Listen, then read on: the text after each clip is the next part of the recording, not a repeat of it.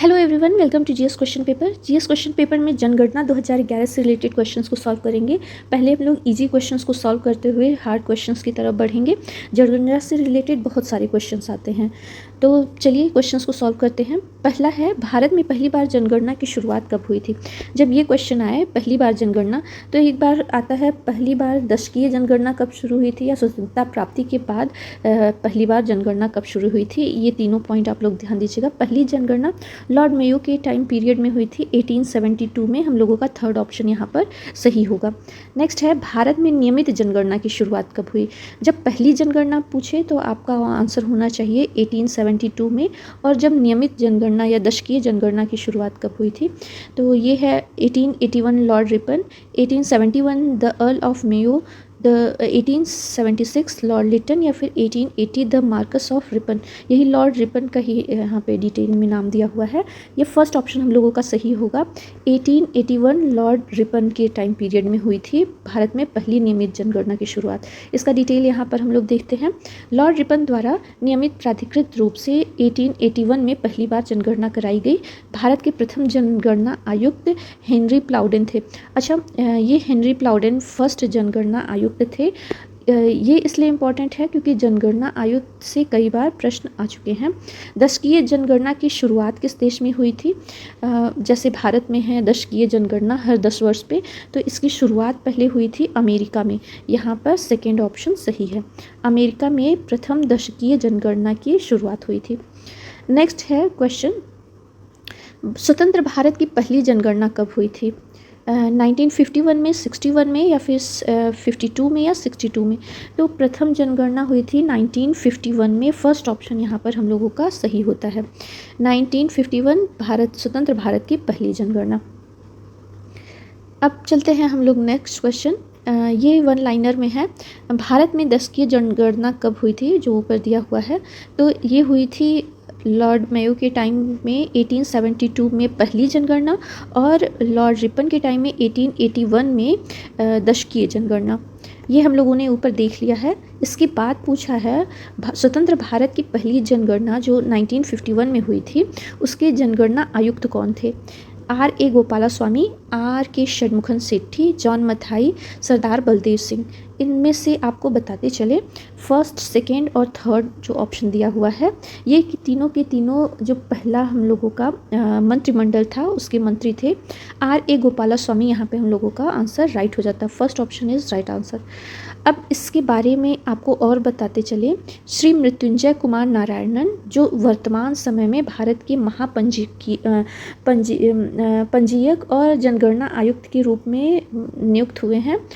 17 फरवरी 1881 को ब्रिटिश शासन के तहत WC प्लैडेन, मैंने बताया था ना फर्स्ट क्वेश्चन में, तो ये भारत के जनगणना आयुक्त थे। और जब 1951 में हुई थी तो ये थे R.A. गोपालास्वामी। इसी जनगणना आयुक्त से रिलेटेड एक और क्वेश्चन पूछा है, अभी आप लोग आगे देखेंगे।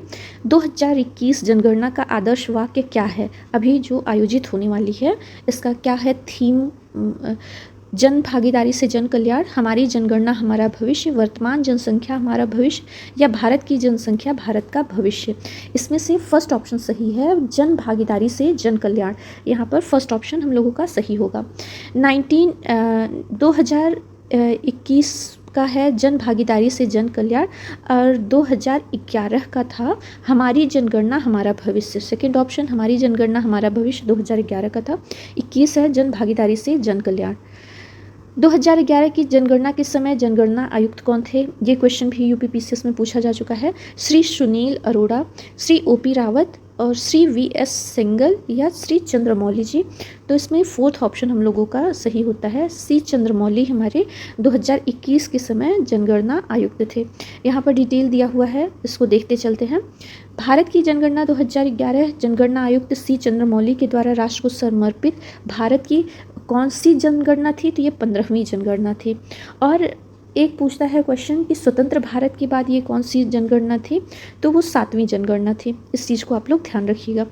तो राष्ट्र को समर्पित भारत की ये 15वीं जनगणना थी, जो 1 मई 2010 को आरंभ हुई थी। भारत में जनगणना 1872 से की जाती रही है, और यह पहली बार थी जब बायोमेट्रिक जानकारी एकत्रित की गई थी। अब अब नेक्स्ट क्वेश्चन है, ये वन लाइनर है। 2011 की जनगणना स्वतंत्रता प्राप्ति के बाद कौन सी जनगणना है? तो 2011 की जो जनगणना थी वो 1872 से 15वीं जनगणना थी और आज़ादी के बाद 7वीं थी, जो मैंने अभी पॉइंट आपको ऊपर बताया है। ये मोस्ट इम्पॉर्टेंट है क्योंकि अब की पूछ सकता है कि जो 2023 में आयोजित हो रही है वो कौन सी है, तो वो 8वीं जनगणना होगी स्वतंत्रता प्राप्ति के बाद, और ऐसे देखा जाए तो वो 16वीं जनगणना होगी। वर्तमान में कौन सी जनगणना है, यहाँ पर क्वेश्चन भी आया है। ये 16वीं जनगणना है। वर्ष 2021 की जनगणना देश की 16वीं और भारत की 8वीं जनगणना होगी। मोस्ट इंपॉर्टेंट क्वेश्चन है आगामी जितने भी एग्जाम्स हो रहे हैं उसके लिए। 2001 से 2011 के बीच भारत की दशकीय जनसंख्या वृद्धि दर कितनी थी? तो ये भी मोस्ट इम्पॉर्टेंट है, ये कई बार रिपीटेड क्वेश्चन है। मैंने जब एग्ज़ाम्स अटेम्प्ट किया था तो वो PCS हुआ या BEO के एग्ज़ाम्स दिए थे और मंडी इंस्पेक्टर, इन सब में ये पूछा था, 2 एग्ज़ाम्स में ये रिपीट किया हुआ था। सेकेंड ऑप्शन यहाँ सही है, 17.7% जनसंख्या वृद्धि दर थी। इसको आप लोग ध्यान में रखिएगा। सही उत्तर 17.7% है। 31 मार्च 2021 को जारी अंतिम रिपोर्टों के अनुसार भारतीय जनसंख्या 17.70% की दशकीय वृद्धि के साथ बढ़कर 1.21 अरब हो गई थी। नेक्स्ट क्वेश्चन है, 2011 की जनगणना और 2021 की जनगणना में क्या अंतर है? इस पॉइंट को हम लोगों को समझना बहुत ज़रूरी है। 2021 की जो जनगणना आयोजित की जाएगी वो 22 अनुसूचित भाषाओं, जो कि 8वीं अनुसूची के तहत है, अंग्रेजी में से 18 भाषाओं में आयोजित की जाएगी। जबकि जो 2011 की जनगणना थी उस समय 22 घोषित अनुसूचित भाषाओं में से 16 भाषाओं में थी, यानी कि 2 भाषाएँ इस बार अधिक होंगी। और लिंग की श्रेणी में अन्य का विकल्प, यानी कि महिला है या पुरुष है या फिर अन्य, तो उस अन्य को बदलकर तृतीय लिंग कर दिया जाएगा, महिला, पुरुष या फिर तृतीय लिंग। चलिए नेक्स्ट क्वेश्चन है, ये भी मोस्ट इम्पॉर्टेंट है। 2011 की जनगणना का शुभंकर क्या है? तो शुभंकर जो थे वो है प्रगड़क शिक्षिका, और इसका जो थीम वाक्य था, आदर्श वाक्य, वह था हमारी जनगणना हमारा भविष्य, आवर सेंसस आवर फ्यूचर। ये हम लोगों का आदर्श वाक्य था। 2011 की जनगणना के अनुसार भारत के न्यूनतम जनसंख्या घनत्व वाले राज्यों का सही क्रम क्या है? ये भी मोस्ट इम्पॉर्टेंट क्वेश्चन है। अरुणाचल प्रदेश, मिजोरम, नागालैंड, सिक्किम, या अरुणाचल प्रदेश, नागालैंड, मिजोरम, सिक्किम, या फिर अरुणाचल प्रदेश, मिजोरम, सिक्किम या नागालैंड, या फिर सिक्किम, अरुणाचल प्रदेश, नागालैंड और मिजोरम। तो इसमें से सही क्या होगा? इसमें से सही होगा थर्ड ऑप्शन, अरुणाचल प्रदेश। न्यूनतम जनसंख्या घनत्व वाले राज्य में से अरुणाचल प्रदेश, मिजोरम, सिक्किम और फिर सबसे लास्ट में आएगा नागालैंड। आपको जब ऐसे कुछ भी पूछा जा रहा है, चाहे वो साक्षरता दर पूछा जा रहा है, जनसंख्या घनत्व पूछा जा रहा है या महिला जनसंख्या, तो मैक्सिमम 5 जो हैं, टॉप 5 उनको आपको याद रखना, टॉप या फिर बॉटम 5 को आप लोगों को ध्यान में रखना होगा। चलिए नेक्स्ट क्वेश्चन है, जनसंख्या के अनुसार शहरों का निम्न में से कौन सा क्रम सही है? जनसंख्या मतलब कि शहर में सबसे ज़्यादा है, मुंबई, कोलकाता, दिल्ली, चेन्नई, या फिर कोलकाता, मुंबई, दिल्ली, चेन्नई, या दिल्ली, कोलकाता, चेन्नई, मुंबई, या दिल्ली, चेन्नई, मुंबई, कोलकाता। तो इसमें से आपका फर्स्ट ऑप्शन सही होगा। सबसे ज़्यादा जो जनसंख्या है वह है मुंबई में, इसके बाद सेकेंड नंबर कोलकाता में, इसके बाद आता है दिल्ली और चेन्नई का नंबर। चलिए नेक्स्ट क्वेश्चन, फर्स्ट ऑप्शन यहाँ पर हम लोगों का सही होगा। नेक्स्ट क्वेश्चन की तरफ हम लोग बढ़ते हैं। नेक्स्ट है, 2011 की जनगणना के अनंतिम जो आंकड़े थे उनके अनुसार भारत का द्वितीय सर्वाधिक जनसंख्या वाला राज्य कौन सा है? तो इसमें आपको पता होगा 2021 की जनगणना में उत्तर प्रदेश सर्वाधिक जनसंख्या वाला राज्य था, तो सेकंड कौन था? आंध्र प्रदेश, बिहार, महाराष्ट्र या फिर पश्चिम बंगाल? तो इसमें आपको सही ऑप्शन बताना है, सेकंड था महाराष्ट्र, यहाँ पे थर्ड ऑप्शन सही होगा, इसका third option Maharashtra. Next question की तरफ बढ़ते हैं। इसका डिटेल यहाँ पर दिया हुआ है, एक बार देख लेते हैं। 2011 की जनगणना के अनुसार उत्तर प्रदेश की जनसंख्या सबसे अधिक जनसंख्या वाला राज्य था, जबकि जो भारत की लगभग 16.51% आबादी उत्तर प्रदेश में रहती है। इसके बाद 5 सबसे अधिक आबादी वाले राज्य हैं, उत्तर प्रदेश के बाद महाराष्ट्र, फिर बिहार, पश्चिम बंगाल और इसके बाद मध्य प्रदेश आता है। निम्नांकित देश समूहों में किनकी जनसंख्या उत्तर प्रदेश से कम है? तो इसमें सबसे ज़्यादा आप लोग ध्यान दीजिएगा, बांग्लादेश, पाकिस्तान, जापान। अभी कोविड के समय में जिस तरीके से यहाँ पर योगी जी ने सारी चीज़ों को व्यवस्थित किया था, तो सुनने में आया था न्यूज़ में भी कि पाकिस्तान की जनसंख्या उत्तर प्रदेश से कम है, और Bangladesh, Pakistan, Japan, first option यहाँ पर सही होगा। अगर जो आप लोग न्यूज़ देखते होंगे तो पाकिस्तान से आप लोग समझ जाएंगे, first option is the right answer. Next question है, वर्ष 2011 की जनगणना के अनुसार जनसंख्या में उच्चतम दशकीय वृद्धि, यानी कि 2001 से 11 तक में सबसे ज़्यादा वृद्धि कहाँ हुई थी? अरुणाचल प्रदेश में, मेघालय में, त्रिपुरा में या फिर उत्तर प्रदेश में? इसमें क्या सही हो जाएगा? तो इसमें है अरुणाचल प्रदेश, मेघालय, त्रिपुरा और उत्तर प्रदेश। तो सबसे ज़्यादा उच्चतम दशकीय वृद्धि हुई थी वो शायद मेघालय में हुई थी।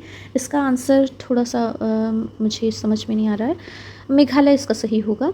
हाँ, यहाँ पर देखिए दशकीय वृद्धि वाले 5 राज्य जो दिए हुए हैं घटते क्रम में है, मेघालय है, अरुणाचल प्रदेश, बिहार, जम्मू कश्मीर और मिज़ोरम।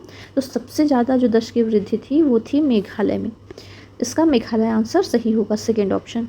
नेक्स्ट है 2001 से 11 के दौरान निम्नलिखित में से भारत के किस राज्य ने साक्षरता दर में सर्वाधिक वृद्धि दर्ज की है? बिहार ने, गुजरात में या फिर राजस्थान ने, उत्तर प्रदेश में?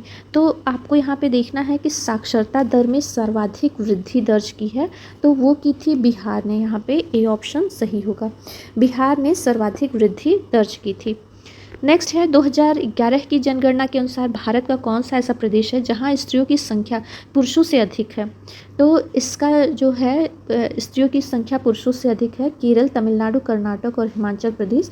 फर्स्ट ऑप्शन यहाँ पर सही होता है, केरल में सबसे ज़्यादा है। नेक्स्ट हम लोग देखते हैं अच्छा, इसका डिटेल भी यहाँ पे दिया है कि कितने ज़्यादा है। 2011 में केरल के लिए पुरुषों से महिला का जो अनुपात था वो 1000 पुरुषों पर 1048 महिलाएं थी।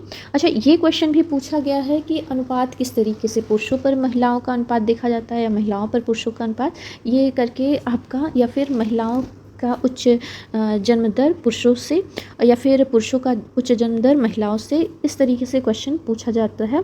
आप लोग इस पॉइंट को अगर जो ध्यान रखेंगे तो इसका हम लोग नेक्स्ट वीडियो में जितने बाकी क्वेश्चंस बचते हैं उसको करवाएंगे।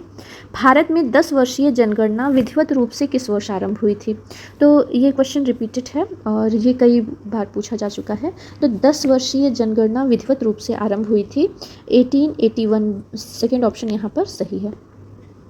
नेक्स्ट क्वेश्चन है, भारत की जनगणना 2011 के आंकड़ों के आधार पर निम्न में से किसी एक की जनसंख्या न्यूनतम है?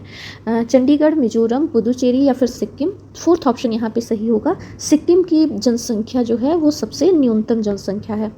नेक्स्ट है, निम्न में से किस एक राज्य में साक्षरता का स्तर सर्वोच्चतम है? इसको आप लोग तो जानते होंगे, केरल का जो है वो सबसे ज़्यादा है साक्षरता का स्तर, महिला हो या फिर पुरुष, लेकिन यहाँ पर केरल ऑप्शन में है ही नहीं। तो क्या होगा, मिजोरम, पश्चिम बंगाल, गुजरात या पंजाब? इसमें से सही आंसर आप लोग गेस करिए। सही आंसर फर्स्ट ऑप्शन होगा, मिजोरम, जिसकी साक्षरता दर कम से कम 91.58% है। चलिए इसका डिटेल हम लोग देखते हैं। यहाँ पर दिया हुआ है, केरल की साक्षरता दर 96.2% है, जबकि मिजोरम का 91.58% है, दिल्ली का 88.7% है, त्रिपुरा का 87.75 और उत्तराखंड का 87.6% है। नेक्स्ट है, भारत में न्यूनतम जनसंख्या वाला जिला कौन सा है? अंजा, लेह, लांगलेंग या फिर दिबांग घाटी? तो फोर्थ ऑप्शन यहाँ पर सही होगा, दिबांग घाटी भारत में न्यूनतम जनसंख्या वाला जिला है। नेक्स्ट क्वेश्चन है, भारत की 2011 जनगणना के अनुसार भारत में पुरुष तथा महिला साक्षरता दर में न्यूनतम अंतर निम्न में से कौन से राज्य में है? आंध्र प्रदेश, केरल, मध्य प्रदेश या फिर मिजोरम? तो किसमें सबसे कम है? तो इसका सही आंसर होगा, भारत में पुरुष तथा महिला साक्षरता दर में न्यूनतम अंतर मिजोरम में है। और इसके अलावा किस किस राज्य में है? तो आपको देखते हैं, केरल में भी ये सबसे न्यूनतम है। आइए यहाँ पर हम लोग इसका डिटेल देखते हैं। पुरुष और महिला साक्षरता दर बिहार में सबसे कम है, 71.2% और महिला का है 51.5%। इन दोनों में बहुत ज़्यादा अंतर है। जबकि केरल में उच्चतम है, पुरुष का 96.1% है तो महिला का 92.1% है। यानी में इन दोनों राज्यों में अंतर जो है वो बहुत ही न्यूनतम है। और कहाँ सबसे ज़्यादा है तो वो है बिहार में। नेक्स्ट क्वेश्चन की तरफ बढ़ते हैं। निम्न में से किसमें महिला साक्षरता दर अधिकतम है? चंडीगढ़, दिल्ली, मिजोरम, पांडिचेरी, ये दिया हुआ है। तो आप लोग देखे होंगे केरल में सबसे ज़्यादा है, लेकिन यहाँ केरल में ऑप्शन में है ही नहीं, तो क्या होगा? अभी मैंने आपको हिंट दिया था ऊपर, मिजोरम में सबसे ज़्यादा है महिला साक्षरता दर केरल के बाद, और वो साक्षरता दर है 89.3%। आज की वीडियो में बस इतना ही। कल हम लोग नेक्स्ट जितने भी क्वेश्चंस पूछते हैं उसको हम लोग सॉल्व करेंगे। तब तक के लिए मिलते हैं नेक्स्ट वीडियो में। तब तक के लिए आपसे एक रिक्वेस्ट करना चाहेंगे कि वीडियो कैसा लगा इस बारे में आप कमेंट्स में मुझे बताइए, और आपको किसी और टॉपिक पे वीडियो चाहिए तो उसके बारे में भी आप मुझे बता सकते हैं, रिक्वेस्ट कर सकते हैं। मिलते हैं नेक्स्ट वीडियो में, तब तक के लिए बाय बाय।